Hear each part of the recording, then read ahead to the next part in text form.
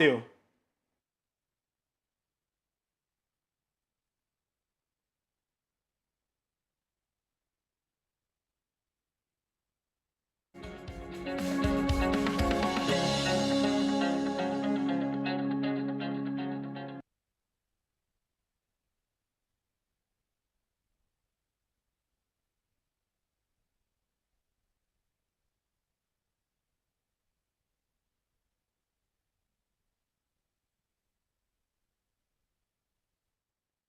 It's the first business day of the week around the Nigerian business landscape, especially from the National Economic Summit Group. These are the conversation. Inflation, prediction about inflation is that inflation is going to drop by 24.7%, and a foreign exchange market is going to average around 1,300 naira to $1 in 2025. These are the conversations at the front burner of the National Economic Summit Group, and we are going to have that conversation today. If you're just joining us, this is the Business Hour on Voice of the People Television. You're very much welcome.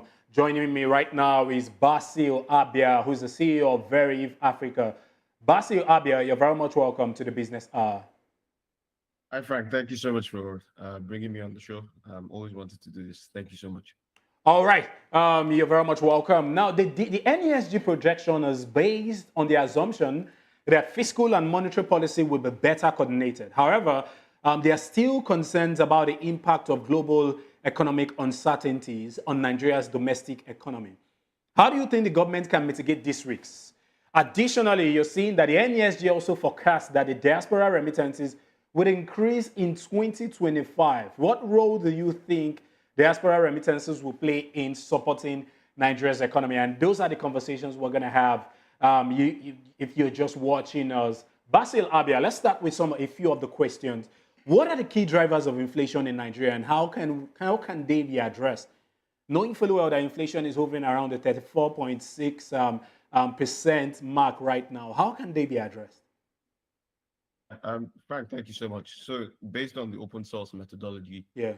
For calculating inflation according to the National Bureau of Statistics, if we're to use the old CPI index basket, of course, you know that the new CPI basket would be brought online or on stream by the end of this month, which means that the CPI will be rebased and we'll have something close to what MBS are already, the NESG are already predicting.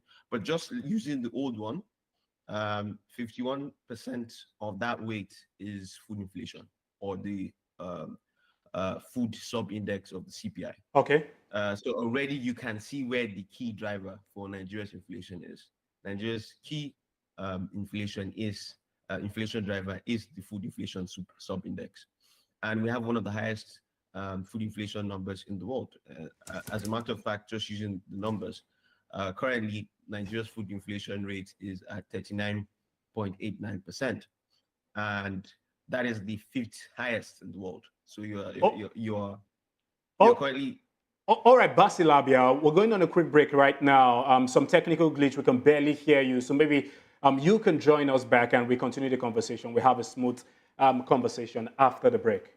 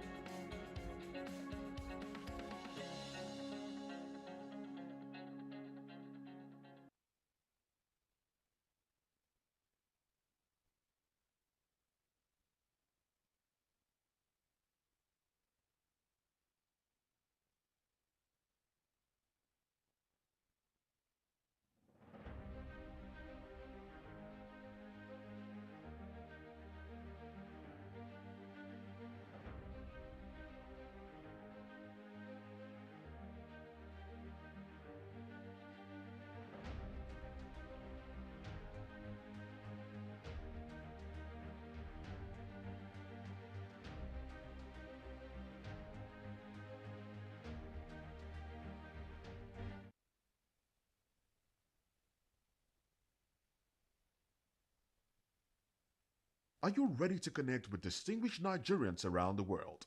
The Diaspora Perspective is here to share the views of Nigerians in the diaspora on burning issues. From the street of New York, the royal cities of London, and the bustling cities of Europe, Voice of the People Television brings to you a roundtable and collage of interesting views from Nigerians in diaspora. Join the host of the show and some Nigerians in diaspora, Dr. Damages, the flagship, show, and KJ, as they discuss the experiences, challenges, and triumphs of Nigerians living abroad. Discussing and analyzing everything from politics, culture, policies, career success, and how Nigerians are staying connected to their roots. Showing every Saturday by 2 p.m. West African Time and 9 a.m. Eastern Standard Time.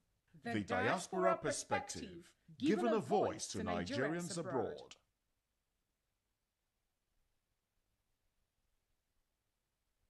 Catch up with the latest topics making the buzz, the stories that tick, the trends. Let's let you in on why they are trending, from politics, entertainment, business, lifestyle, and more. Analyzing the trending stories with top eyeballs. Hashtag on Voice of the People Television, giving you an insight to everything and everyone Nigeria is talking about. Showing on VOP TV, 10 p.m. Monday to Friday. Hashtag if it's trending, we bring it on.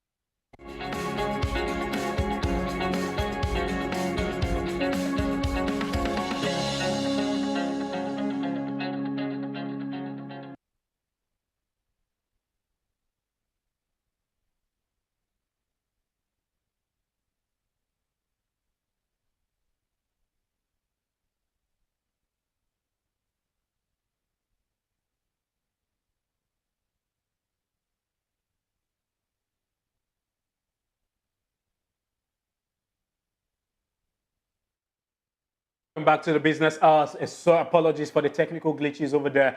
Now joining me right now is Basil Abia, who's the CEO of Verif Africa. Basil Abia, you're very much welcome back to the business hour. Thank you, Frank. Really appreciate it. Yeah, you before we went on that short break, you were talking about the rebasing of the GDP and saying that the previous one with the CPI index, we had food taking in nothing less than 51% of the entire index basket. What about now that there are conversations around rebasing of the GDP and rebasing of our own numbers? How many percent do you think food inflation is going to take from this new development? CPI rebasing. Yeah. They're using the MBS Living Standards Survey results from the Living Standards Survey from 2023. And using those numbers, the food inflation sub-index or the food sub-index of the CPI, the weighting will now be reduced to 40%. Well, it is still a significant driver because 40% of the basket is still the vast majority. So without a doubt, again, like I said much earlier, the key driver or one of the key drivers of inflation in Nigeria is the food prices. A vast majority of that is caused by the fact that we do not produce enough to meet our domestic demand. We also do not even import enough to meet our domestic demand. So that lack of demand supply equilibrium allows for a food scarcity and then also enables for the artificial increase in the price of food. That's why whenever certain food commodities are not in their own seasons, due to the nature of our agriculture, we are very heavy on seasonal farming. So we don't do multi-season farming like many other parts. And that's indicative of the data already, because only 3% of agricultural activity in Nigeria is done with irrigation infrastructure or with irrigation, one of the lowest rates in sub-Saharan Africa. So with all of these numbers put into the picture, you understand why we do not have a demand and supply equilibrium when it comes to food, and because of that, we have a very high food index. So that's one of the key drivers of inflation in Nigeria. Second key driver of inflation in Nigeria is the foreign exchange. You know, when you carry out the unification of the exchange rate in 2023 June, and right after that, there's a devaluation that happens, at least 40% devaluation of the naira. What happens is a swift price transmission because, again, Nigeria's economy is heavily dependent on imports. So if your country is heavily dependent on imports, even for second-hand and third-hand automobiles, second-hand, third-hand, or multi-owned in terms of variations, third and fourth-owned clothing and many other things being imported into your country, there's a swift and immediate price transmission. And because the naira got weakened that fast, that affected the price of many goods coming into the country.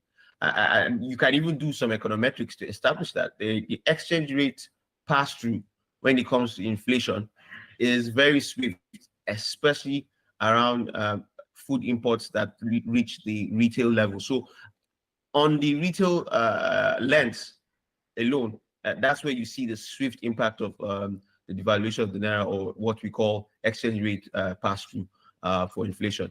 And then there are other drivers, of course, like I mentioned, mentioned earlier, food has a component of structural deficits, and the structural deficit is basically in terms of production. The cost of production in any form, for any form of activity in the economy, is a key driver of prices. So the cost of production in this context would be energy. Another would be access to land for agriculture, again, which determines the food price disequilibrium that we have. And then you have other structural issues like multiple taxation or VAT taxation, just the tenuous business environment that impedes more foreign direct or potential foreign direct investment. So the core of this is, like I mentioned, the structural deficiencies would ensure that production doesn't reach its level. And there's data to back that. According to the Manufacturing Association of Nigeria, for their 2023 report, their 2024 report is yet to be out, but for their 2023 report, at least 750 of their member organizations, and member organizations for the Manufacturing Association of Nigeria in this context are manufacturers. So basically 750, or just about slightly more than that, of manufacturers in 2023 had to downsize or shut down or go into administration. And based on that report as well, 40% of their costs incurred were cost of production dynamic from energy. So basically, energy dominated their costs incurred, and the core behind that is just the price volatility for energy. And as you know, a vast majority of Nigerian manufacturers use diesel-powered generators or are self-generated. In fact, 95% of production by the manufacturing base in Nigeria is self-generated. So it means that a vast majority of our real sector, our manufacturing base, do not get power from the grid, not because the grid doesn't supply them. It's just that the grid is not reliable, and the grid doesn't produce enough to meet their demand. The grid produces on average 5,000 megawatts as of the December 2024 number from NEC, the Nigeria Electricity Regulatory Commission. The data was that they averagely supplied the grid with 5,283 megawatts. So if you put all these numbers together, you see that the drivers of inflation in Nigeria are a mix of food prices being super high, the exchange rate, as well as structural deficiencies to production. Okay, there are lots of predictions around the fact that the inflation rate is going to drop to 24.7% by the NESG. They predicted this in 2025. Do you attest to this? What are your takes about that? How possible is that? Well, first and foremost, if we were to use the old CPI calculation methodology, there's no way that inflation in 2025 is going to be sub 30%. What I mean by that is there's no way it's going to drop to the 20s. But if we're to use the new CPI methodology, Okay. and just to give the listeners and you as well context, the new CPI methodology has two major tweaks. The first tweak is the fact that the food weighting reduces from 51% to 40% based on the Living Standard Survey that was carried out by the National Bureau of Statistics in 2023. Now, the second major tweak is the fact that there is now an addition of other price items to the calculation basket. So the old CPI methodology had just 740 price items in the basket. So price changes on aggregate based on the baseline were monitored across these 740 items. But now the new methodology now accommodates additional 200 plus items. So 960 items are now going to be calculated.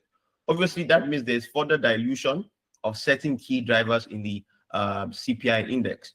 And the first major dilution that I mentioned was food, because the dilution reduces the food weighting from 51% to 40%. So now with the dilution, the increase in the number of price items, as well as the change in the weight, it basically means that rate of change in prices, as well. Another tweak, again, sorry to mention, is that the change of the price reference period and the weight reference period, basically the baseline that you use to calculate the rate of change, month on month and year on year.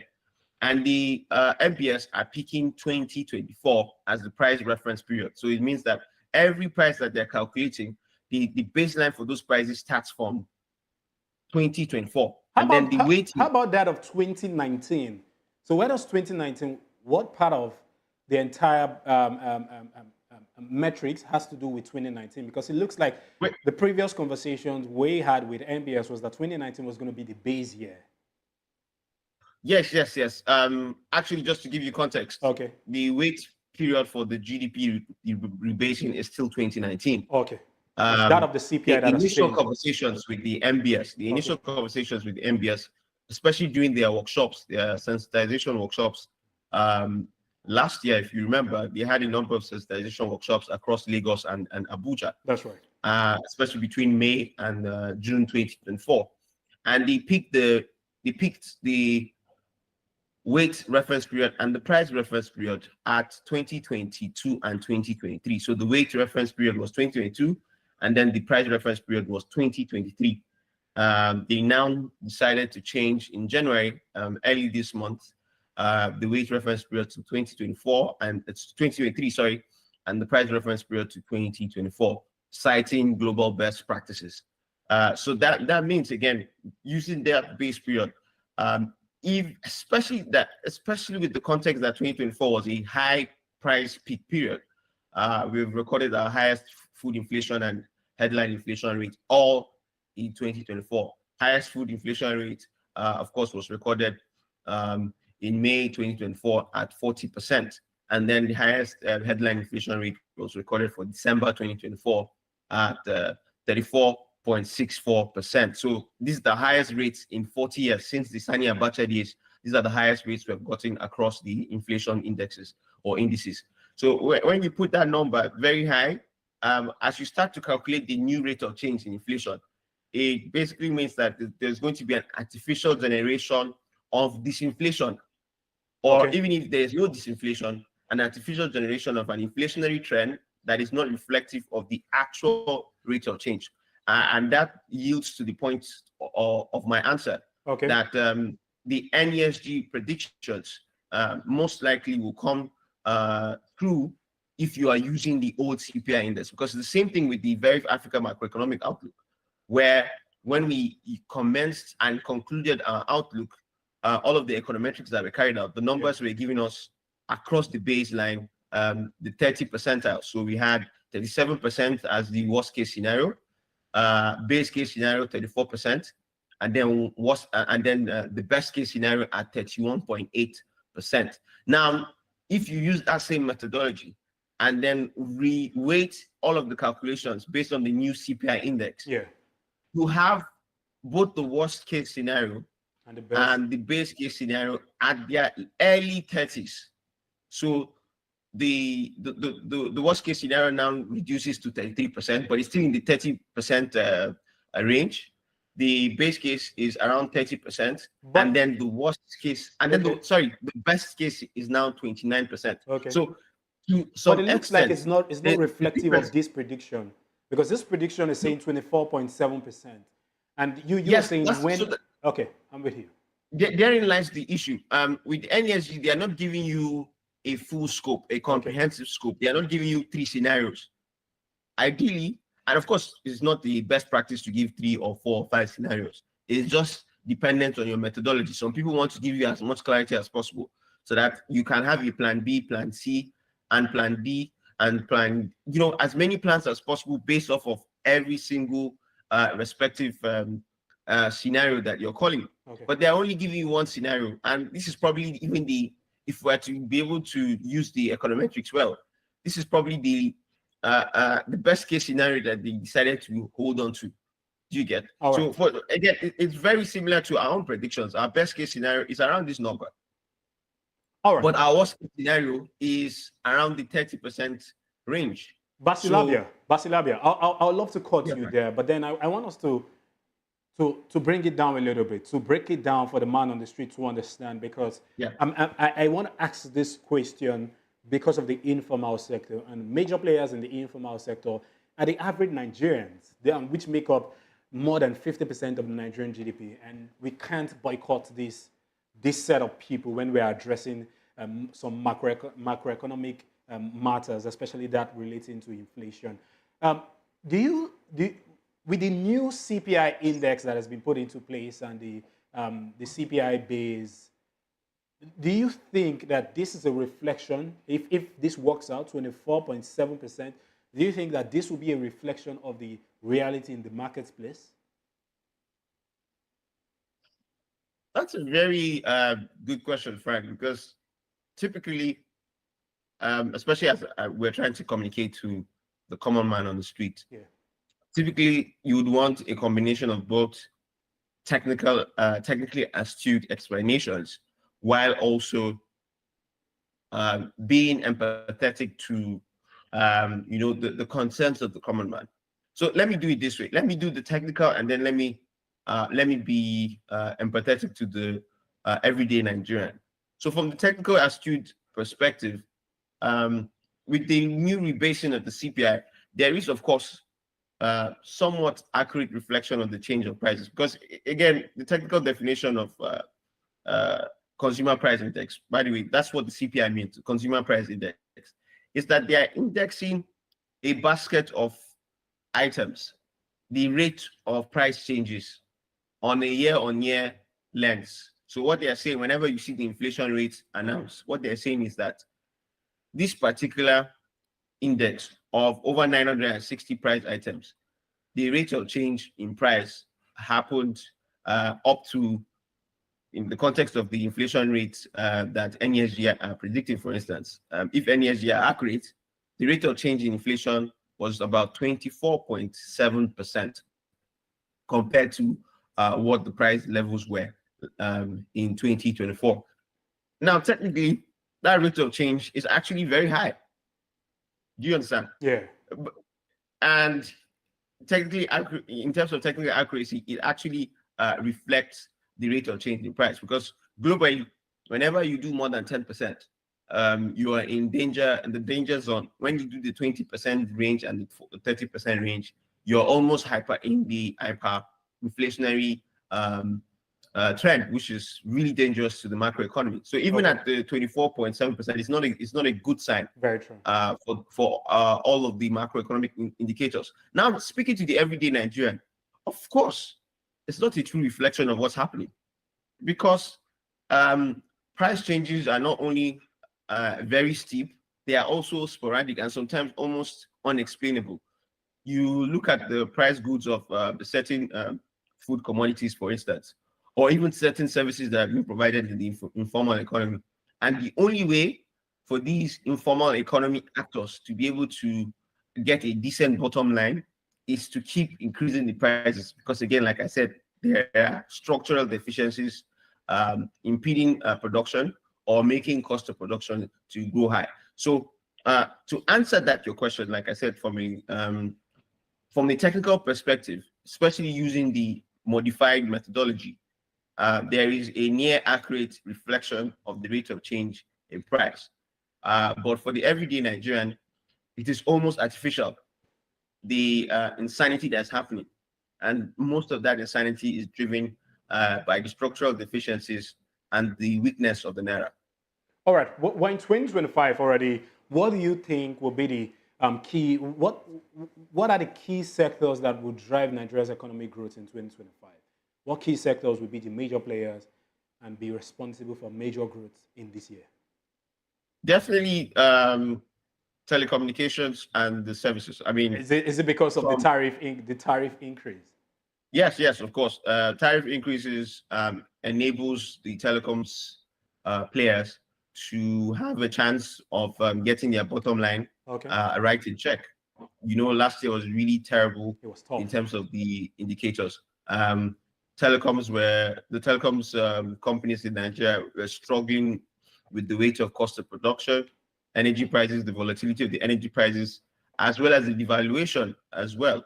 Affected most of their bottom line. We saw the recorded losses by MTN and Airtel, and that transmitted to the somewhat poor performance in the Nigerian Stock Exchange, the NGX. Of course, that has now rebounded over the last few months with the view that the tariff conversation was gaining steam. That has already reached its apex in January, and there's now consensus that the tariffs will be increased by at least 50%, even though there's still negotiations from the government side to reduce that further.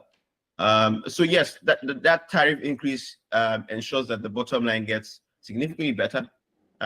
Just to give you some anecdote, according to the managing director of the NG Clearinghouse, they are players, of course, in the Nigerian equities market or the Nigerian capital market in Lagos. He mentioned that the last commercial papers that were issued by the MTN, they raised it at 29%. That obviously makes a lot of sense when you understand that the monetary policy rate by the CBN is at 27.5%. So if you want to be slightly, the issuers obviously will still want to be profitable in their issuance of that debt. And like always, the rule is to put 2.5% at the current interest or MPR rate. So you do the math, it makes sense that they raised their commercial papers at 29%. So just that anecdote should be able to tell you how expensive it is to access credit, even for telecom players where the fundamentals are very sound. They know that they have millions of Nigerians who are paying hard-earned money to be able to access the internet. Millions of Nigerians who are paying their hard-earned money to be able to access voice calls and make those calls. And with all of this, it now explains why the internet quality as well as the call quality has deteriorated in the last 4 to 5 months, largely because they just can't keep up the pace. So telecoms is going to be one of the key drivers of growth. Very minuscule growth, by the way. Almost everybody is predicting a 3% range of growth. The World Bank, IMF, Verif Africa, Cardinal Stone. I don't know what NESG are predicting. Obviously, I haven't read the report yet. The report just came out on Thursday. But I'll find some time this week to read. Like always, whenever I read, I don't read just the excerpts. I read everything. So, and you know, it takes time. But I will find some time this week to read and then understand the dynamics. But according to our own outlook and just, you know, common sense understanding of the Nigerian macroeconomy, the key drivers would be telecommunications and the services sector. Services sector largely driven by financial services because, as you know, financial services somewhere, somehow know just how to beat the very harsh economic conditions. Last year was a good year for most of them. But remember the windfall tax for the financial for this financial service sector. Do you think they're still going to withstand that shock? I think they have found a way to negotiate their way around. Nobody knows how to lobby the political class than Nigerian bankers. Mainly because Nigerian bankers are actually the biggest financiers of these politicians. And you see it in just studying the loan books. During the 2008-2009 financial crisis in Nigeria, especially the crisis that bedeviled the banking sector, which led to the appointment of Sanusi Lamido Sanusi. I remember when Sanusi Lamido Sanusi took over, he started um, a mass disciplinary session Yeah. in the banking sector. Multiple arrests, multiple bank boards were changed. There was basically a mass sanitization of the banking sector because, again, most of these sharp practices where the fundamentals for issuing debt finance just don't make sense. And the reason why they don't make sense is because the beneficiaries of these debt financing were actually political actors during the campaign periods of the 2007 election. And that has been the case in other electoral cycles. Obviously, now the bank guys will not give you debt loan, but instead they will just bankroll it with their own pockets. So the biggest bankers in Nigeria almost always have political parties that they're funding, political actors that they're funding. I mean, I don't want to mention it on, but you understand what I mean. The second most powerful Nigerian has a connection to a certain bank because he was a former staff and the former CBN governor as well. Yeah. He was a former bank staff of that same bank, and that bank is quite powerful in the political system. So they will lobby their way to make sure that that windfall tax, even if it happens, it doesn't affect their bottom line for the year. So yes, especially with just to add another fact, remember that there's also a debt backlog that Nigerian banks are owing Nigerian telecom services. For the USSD, is that some of that has already been cleared, and most will be cleared before the second half of the year. So all of these dynamics means that there will be far further growth in those sectors. But in all honesty, the bulk of the sectors that you want to see driving the economy, you want to see agriculture, you want to see mining, you also want to see manufacturing. And unfortunately, the outlook is that manufacturing will be further hit, so we will see degrowth actually. And that's exactly what happened last year. It was degrowth by nearly 20%. In the manufacturing sector, just using the Q2 GDP and Q3 GDP report by the National Bureau of Statistics. That is going to stay the same because, like I mentioned, there are still structural deficiencies. Electricity is very expensive. Electricity is also not reliable. We had 14 grid collapses last year, and 17 out of 19 northern Nigerian states last year went nearly 3 weeks without electricity of any form. Imagine the outcomes for the manufacturing base in northern Nigeria then.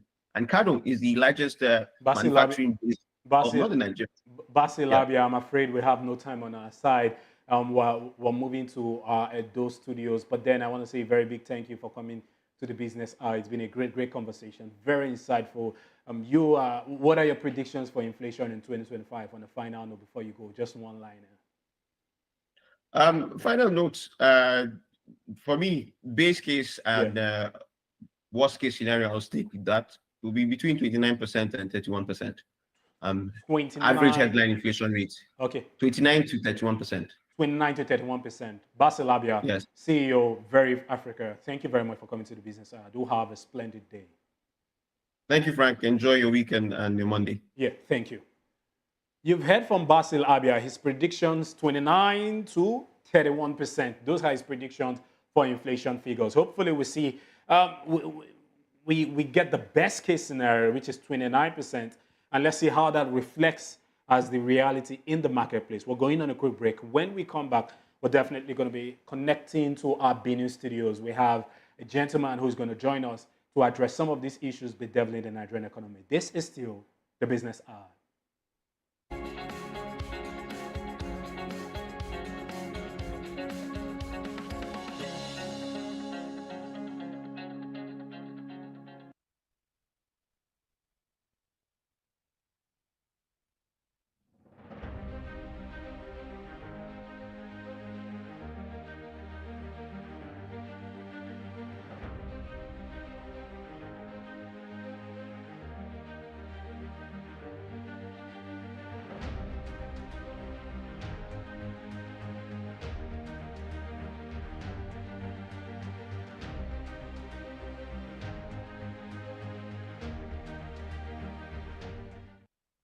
Catch up with the latest topics making the buzz, the stories that tick, the trends.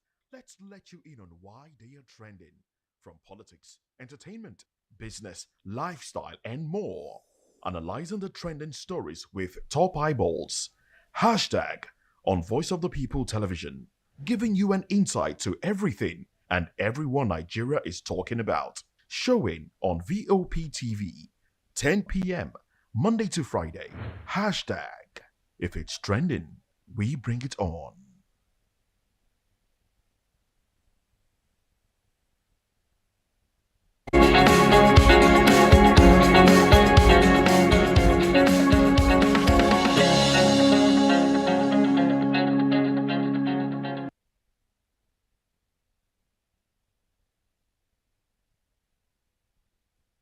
Welcome back to the business. Now joining me is Alhaji Ahmed Evare, joining us from our Benin studio, who is a political analyst. You're very much welcome to the business. Good morning. The name is Alhaji You're very Ahmed much Evare. welcome to the business. Thank you so much. You're welcome. All right, Alhaji, can you tell us what you hear your me? takes Can are you hear me? regarding inflation numbers? There are lots of predictions around the fact that inflation number is going to drop to 26.7%, and there are lots of back and forth about that. What are your takes about that? 24.7%, I beg your pardon, not 26, 24.7%. And this was predicted by the National Economic Summit Group, saying that 2025, we're going to experience a drop in inflation numbers, 24.7%, as you can see it on your screen. Do you think this is a reality?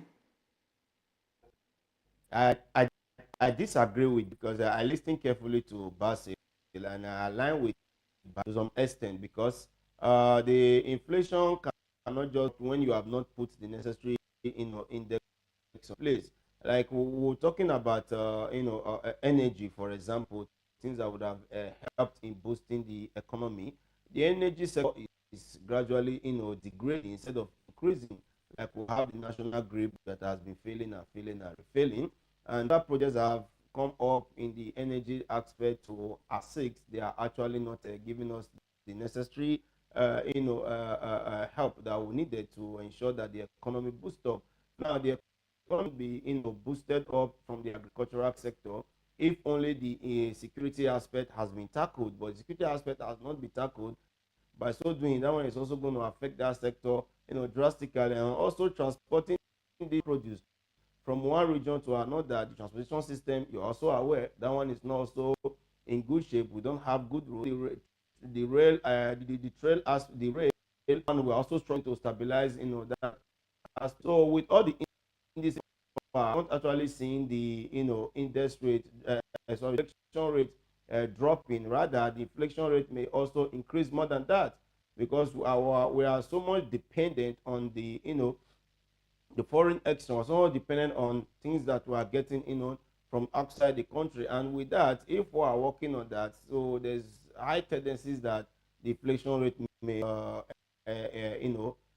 drop to some extent. It's still going increasing, except we have the things that will make the economy local level very well for us, especially agricultural, then coming into the manufacturing sector and coming into the power, then even up to the telecommunications. At least I was glad listening to back when he was analyzing the telecommunication sector with the increase in tariff. Yes, once the price is increased, it definitely affects the common man. But again, we're talking about quality. We're talking about improving the quality of delivery, service delivery. Because most of the things that we do right, most of them are connected to this aspect. Like I am communicating with you now from Benin City now is with the help of the telecommunication. And if if the services are not properly rendered, you will discover that I will not be able to get a proper service delivery. And by so doing, economy may not be able to get to where we are actually wanting it to get to. So, to go back to your question, I am not I am not believing the fact that inflation rate will drop. Are the major drivers of an economy, especially that of the Nigerian economy. They make up nothing less than 75% of our economy. And if you look at that, even alongside with the informal sector, if you had the opportunity to advise the government, what advice would you give the government as regards supporting the growth of small and medium scale enterprises in Nigeria?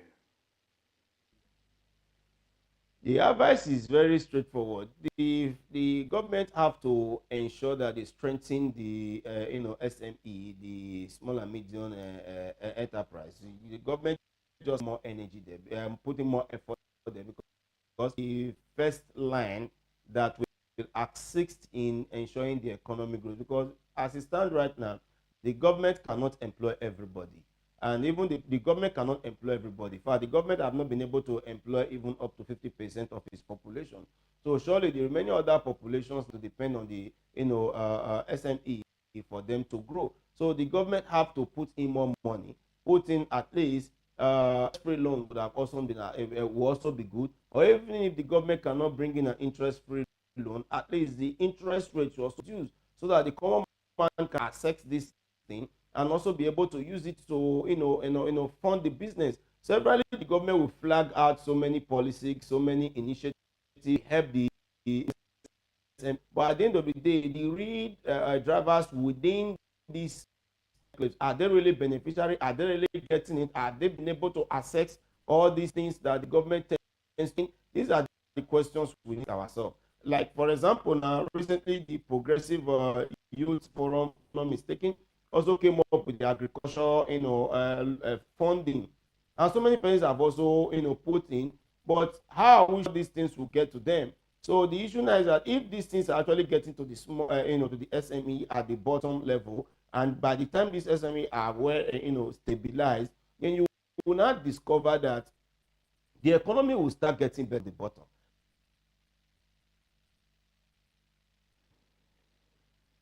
Ahmed, I don't know if you can still hear me clearly because there seems to be some technical glitch from your end. Can you still hear me?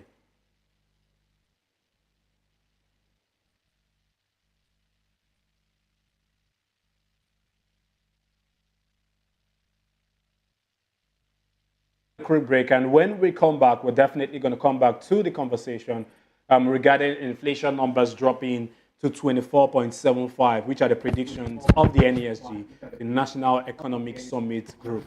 And let's see whether that is going to be a reality in 2025. There are lots of back and forth about that. When we come back, we're still going to continue that conversation. This is still the Business Hour.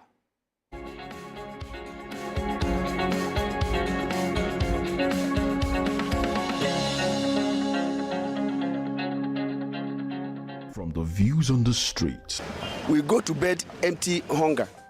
to the blaring horns of a hustling city, the loudest voices of the common man got a medium to be heard. This particular administration, they were coming unprepared. It's not a bad thing to renovate the president's lodge. Through top-notch programming, unbiased reportage of news, sports, business, entertainment, and cultural documentaries, Voice of the People 90.3 FM became a symbol for 21st century media. And now, a new baby is born.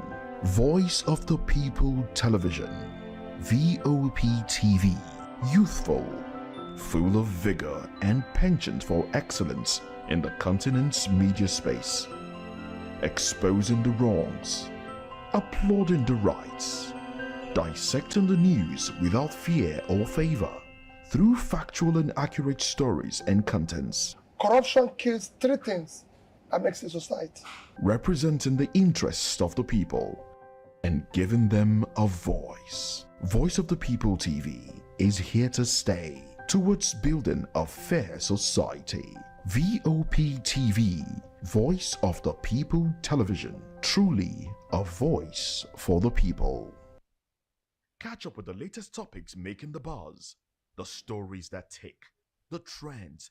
Let's let you in on why they are trending. From politics, entertainment, business, lifestyle, and more. Analyzing the trending stories with top eyeballs.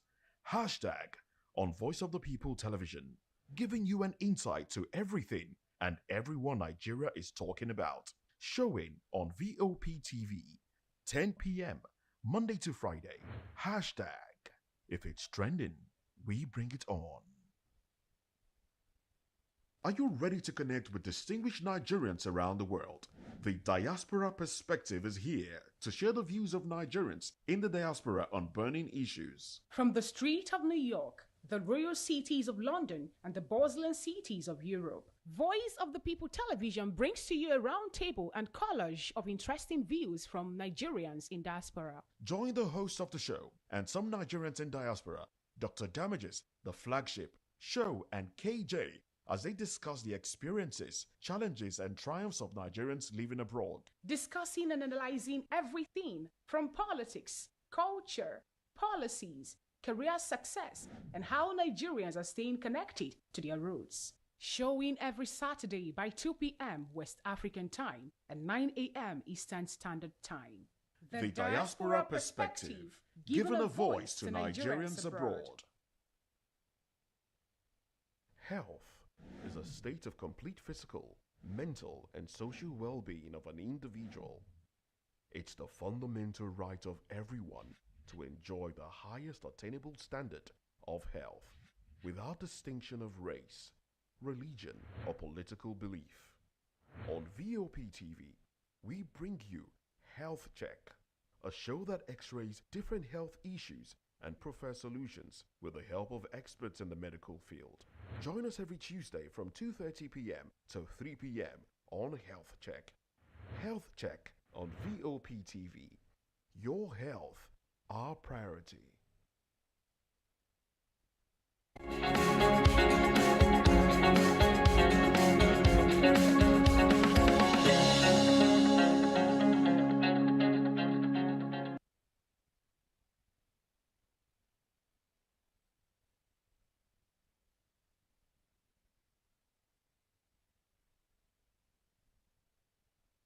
Welcome back to the Business Hour. Let us take a look at what you've been talking about on social media. Apologies for the technical glitch over there from our Benin station. We're having conversations around inflation dropping to 24.75%, which were the predictions by the NESG. How real is that? And Alhaji Ahmed said categorically, which was our guest, that is not going to be possible looking at all we have going on in the country. Let's take a look at some reactions coming in. This is from Mayowa Balogun. Mayowa Balogun has this to say. He said, for context, this is over. Okay, he quoted this. This is coming from Yin Kao. There is nowhere in the world where a vice president will spend 21 billion naira on renovation of his official residence and the entire country won't riot. It's not possible. And then, to that effect, we're saying, for context, this is over $13 million. Number one observatory circle, that's the U.S. VP's residence, was built in 1893 for the equivalent of $693,000 today. It was renovated in 2021 for Kamala Harris at a cost of $3.8 million. In fact, based on all the numbers I could pull up, the total value of renovation since it became the official VP residence since 1976 is not up to $13 million if we even consider inflation. Now, let's take a look at some other reactions. Tweet at us at VOP TV Live. Use the hashtag #TheBusinessHour. Okay, this is coming from Eunice Ajim. Eunice Ajim has this to say: investors love traction. Show you have a product people want and are willing to pay for. That's 80% of your success. The other 20% is telling a compelling story of how you plan to dominate the market. And she's talking about when you're reaching out to investors, they love traction. Just show walk-ins. No be cha-cha-cha. That's in summary. Let's look at some other reactions as well coming in from social media. Then this is coming from Olumide Adesina. Olumide Adesina has this to say. It says that Inneka Onyele Ikpe bought 25 million units of Fidelity Bank at an average price of 16 naira per share last month. The top bank captain is cooking quietly. I rarely lose with tracking insiders buying in Nigerian stock markets. And that's from Olumide Adesina. Let's also look at some other reactions. Let's take a look at some other reactions coming in from social media as well. Tweet at us at VOP TV Live. What if we turned every mobile money number into a crypto receiving address? What if we turned every mobile money number into a stablecoin receiving address? I built this, but it was not time. It's now time for that. That's somebody that's coming from Stone. obviously some innovation coming in from the crypto sector where you're going to use your mobile number as your receiving address for USDT or stable currencies that you can think of. Let's look at some of the reactions before we leave. And let's see the price of what's happening in our foreign exchange markets. What is the price of the naira to the dollar, the price of the naira to the pounds and other currencies? So we keep ourselves abreast of what is happening in our FX markets. All right. Okay. On the final note, this is coming from Big Wiz. We're not going to have the same levels of altcoin seasons we had in the past where everything was pumping. Okay. USD, we're seeing 1,636 naira to the dollar. And then the British pounds, 1,992 naira to the British pounds. 1 euro is 1,681. And then 1 Canadian dollar is 1,134. Let's look at what is happening in the crypto market before I leave your screen. 1 ETH in Naira, that's Ethereum, 5,633 Naira, 583. Then 1 BTC is 175 million Naira. 1 Solana is 403,000 Naira. And then 1 USDT is 1,708. That is what is happening in the market. This is where we draw the curtains to the end of the business hour. It's been a great time, ladies and gentlemen, having conversation with you around money, business, and the economy. My name is Frank Bagbo. Every weekdays, you can join us where we have the conversation on your money, your business, and the economy from 10 a.m. to 11 a.m. The sports show is coming next. Don't go anywhere. The Voice of the People television has got you covered. Cheers.